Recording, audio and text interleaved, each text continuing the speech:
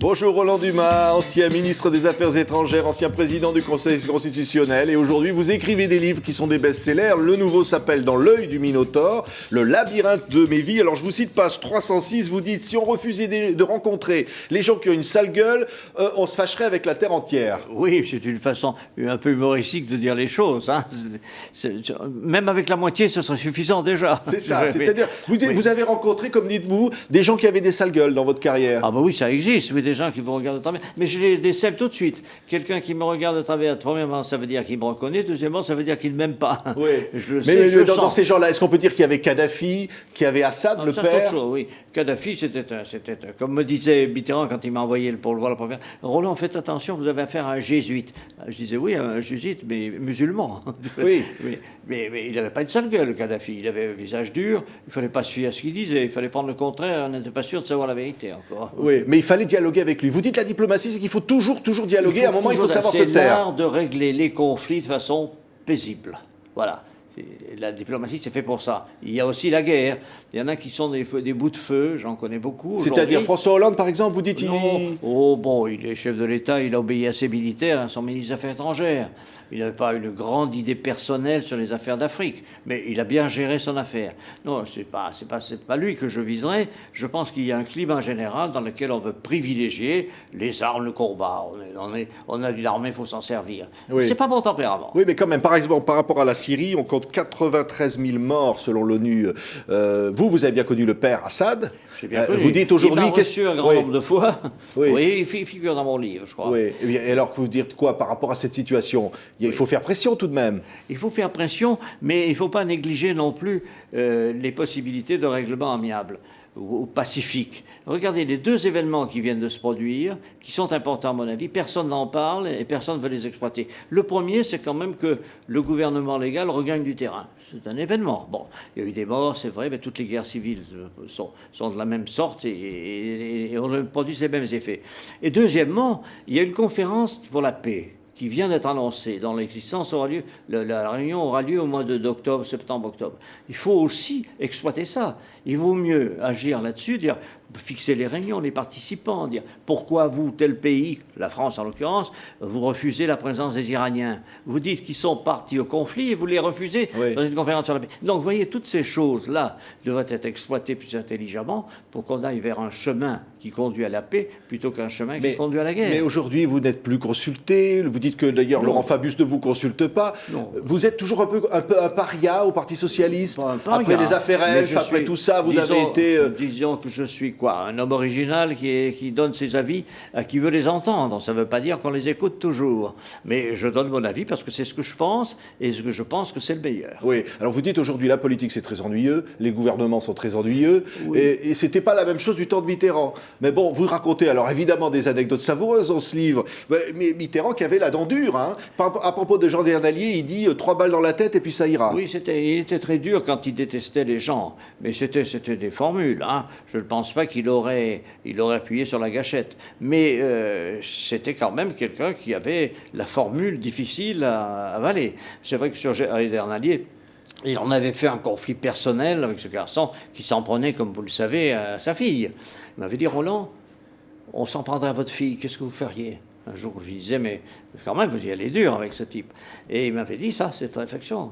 Ce serait votre fille, vous ne feriez rien, quand il l'avait mis sur écoute partout dans Paris. Bon, c'était ça, c'était une lutte bizarre. Je ne pense pas qu'Edernalier aurait été jusqu'au bout. Mais enfin, tout est possible. Oui. Quand on a affaire à un uluberlu, comme ça, ou un psychopathe, on ne sait jamais où ça s'arrête. Oui. Ça s'arrête. Vous dites aussi que Mitterrand n'était plus en état de gouverner à la fin de sa vie. Vous le dites dans oui, le à livre. la fin, oui. Il n'était plus en état alors qu'il était président. Quand vous dites, je dirais les 6 derniers mois. Oui. Les 6 derniers mois. Quand j'allais le voir régulièrement, je le voyais dans sa chambre personnelle. Il était alité, il lisait, il recevait 2 de ses collaborateurs, moi tous les jours, mais il me demandait ça va, je le rassurais, je ne le tenais pas au courant des détails. Mais il était à bout de course, il était obsédé par la maladie. Oui. Quand je lui demandais ses nouvelles de sa santé, il disait ça va, mais vous savez, je vois le mal, il est là aujourd'hui.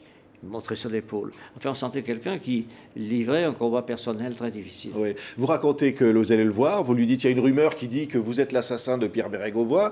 Et alors, qu'est-ce qu'il vous répond, Mitterrand? Ah, ça c'est une anecdote extraordinaire. Il était passé chez moi en Gironde, et le soir, qu'est-ce qu'il y a de nouveau, Roland? Il rentrait de Latch. Et qu'est-ce qu'il y a de nouveau? Alors je lui raconte, je dis, j'ai reçu de journalistes qui venaient du Cantal. Vous savez ce qu'elle m'a dit? Elle m'a dit que dans les châteaux, on ne parlait que d'une seule chose, c'est de la mort de Bérégovoy. Ah oui, dit-il. Oui, on raconte que c'est vous qui l'avez fait tuer. Alors, vous savez ce qu'il m'a dit à ce moment-là? Il m'a regardé, il m'a dit, Roland, vous savez, si j'avais une intention criminelle, c'est pas par Bérégovoy que je commencerais. Oui. C'est terrible, phrase. Il était terrifiant, hein, quelque part. Alors, vous allez un jour avoir un jeune directeur de cabinet qui va vous faire des notes, Oui. qui travaille pour vous, qui s'appelle... Ah, il était directeur de cabinet lorsque François Mitterrand m'a demandé d'être porte-parole du gouvernement. J'étais ministre des Affaires européennes, ce que j'ai accepté.